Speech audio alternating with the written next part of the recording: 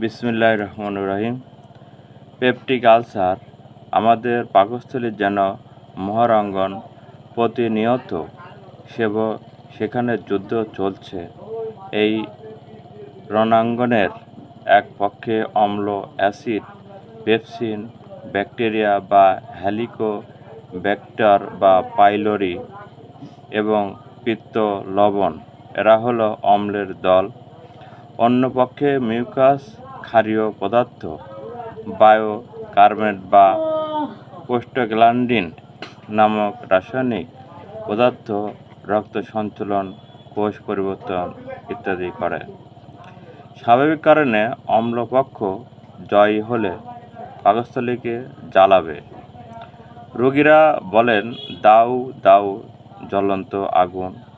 এই আগুন দেখা যায় না, এটা অনুভবের জ্বালাপোড়া বা ব্যথা হয় পেটে। খাবার আগে কিংবা পরে অম্লপক্ষ আরও বেশি শক্তিশালী হতে পারে। আলসার বা দগদগে ঘা, এমনকি পাকস্থলী ছিদ্র পর্যন্ত হয়ে যেতে পারে। পাকস্থলী অম্লপক্ষের যুদ্ধদেহী এবং জয়ী অবস্থাটি অ্যাসিডিটি। আর এই অ্যাসিডিটিতে ভুগছে সারা দেশ, সারা বিশ্ব।